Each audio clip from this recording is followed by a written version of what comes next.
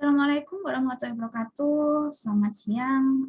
Hari ini kita akan membahas tentang concurrent engineering dan quality function deployment. Jadi ini adalah lanjutan dari materi yang sebelumnya, yang ada di video saya sebelumnya. Ini kita akan masuk kepada pengertian dari CFD. Jadi CFD itu adalah satu matrik yang di dalamnya berisi tentang kebutuhan-kebutuhan yang diinginkan oleh konsumen, kemudian ditindaklanjuti dengan adanya technical specification atau technical response dari produsen gitu ya. Kemudian ada tahapan-tahapan yang harus dilewati dan itu semua akan ditindaklanjuti dari proses untuk perancangan dan proses untuk produksi produk. Nah, itu adalah CFD. Nah, untuk CFD yang di sini, ini juga dipakai dalam pembuatan atau penyusunan proses dalam concurrent engineering.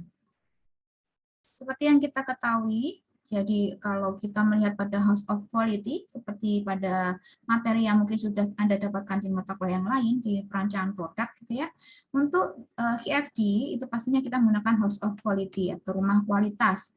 Yang pertama itu adalah customer requirement.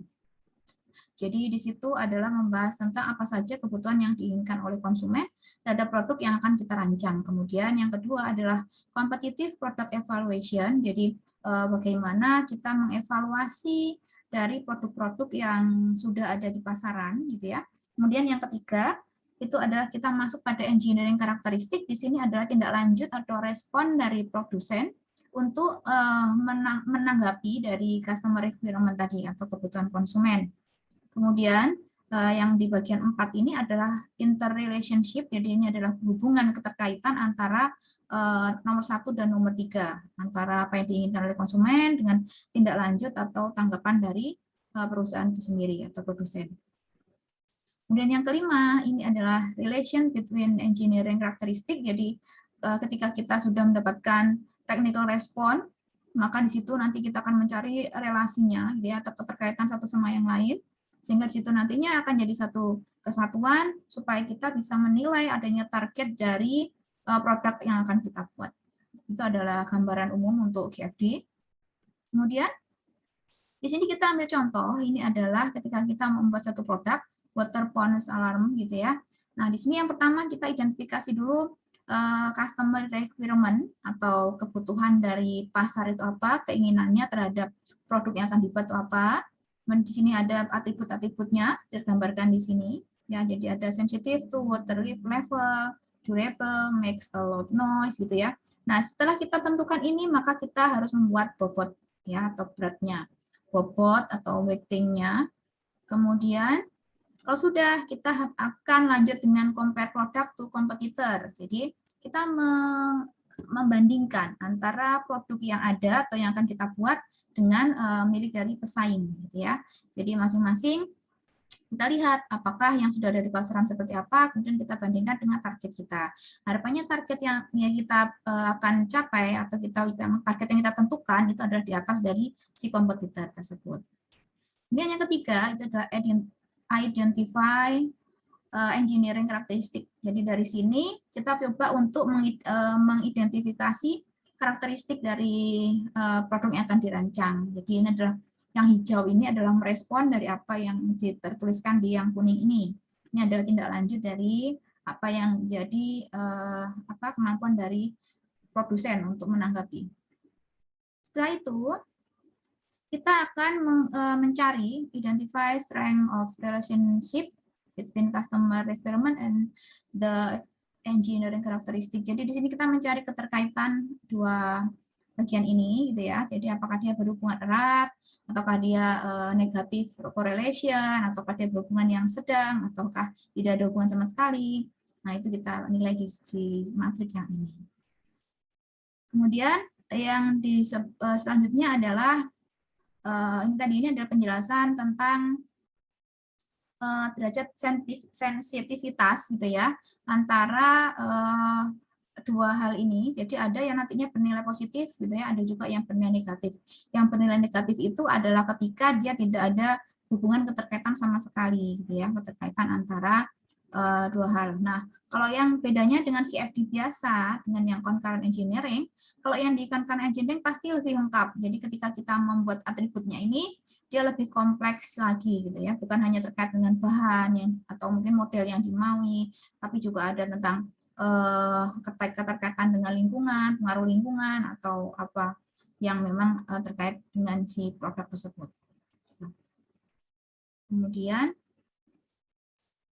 yang selanjutnya adalah, nah, kita mengidentifikasi hubungan antara engineering karakteristik. Jadi di sini juga kita harus melihat karakteristik ini apakah dia berhubungan erat ataukah tanpa ada keterkaitan, itu kemudian kita tandai di sini.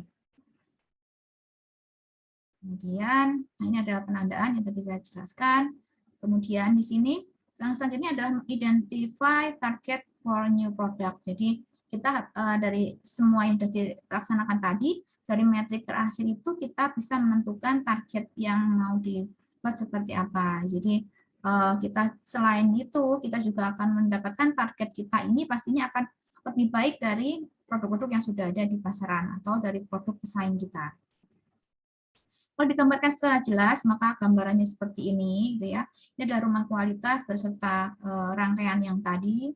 Kemudian di bawahnya ini adalah target value atau specification value ini ya. Ini adalah yang intinya ditindaklanjuti dengan adanya pembuatan produk, perancangan produk sampai kemudian pembuatan produk. Nah, kemudian kita lihat role dari CAD yang ada di dalam manufaktur yang terkait dalam perancangan. Di sini adalah kita lihat ada model part or assembly being design. Jadi pastinya di sini nanti ketika kita merancang produk kita butuh adanya part-part gitu ya, yang ataupun berupa rangkaian yang nantinya akan mendukung proses perakitan nantinya. Kemudian juga kita akan membuat dengan CAD ini harapannya bisa menunjukkan secara lebih detail, lebih real gitu ya, gambaran bagaimana bentuk dari si produk itu nantinya. Kemudian setelah itu harapannya dengan CAD ini nantinya bisa juga setelah produk itu dibuat gitu ya, sebagai contoh atau satu produk contoh itu bisa dilaksanakan sebagai fungsi, tes fungsi ya. Jadi dites secara fungsinya apakah dia bisa berjalan sesuai yang diharapkan atau tidak. Nah, kemudian juga nantinya dengan CAD ini akan dipermudah juga ketika kita harus memberikan apa efek-efek yang ada atau yang mendukung dari si produk tersebut, termasuk juga teksturnya, kemudian lighting efeknya, itu bisa dimasukkan juga dalam CAD.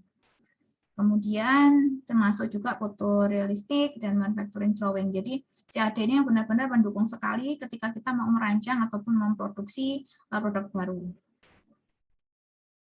Kemudian, nah ini masih lanjutan dari CAD, gitu ya. Nanti mungkin bisa dilihat lagi di slide yang sudah saya share di kelas e-learning kalian. Nah, ya nanti CAD itu juga model ini berfungsi untuk bisa menciptakan image, ya, menciptakan image untuk packagingnya. Jadi membantu juga ketika produk itu sudah ada, kemudian bagaimana perusahaan itu bisa membuat packaging yang menarik, gitu, yang mendukung dari proses untuk penjualan, untuk pemasaran produk supaya lebih menarik lagi. Kemudian juga didukung adanya model data use by rapid prototyping mesin. Jadi nantinya pun akan dibuat juga, bisa dibuat atau dilanjutkan dengan buat prototype mesin gitu ya, prototype mesin dari si produk. Nah, kemudian kita lihat di sini keuntungannya gitu ya, dari ketika kita menggunakan CAD di dalam desain atau memproduksi produk gitu ya.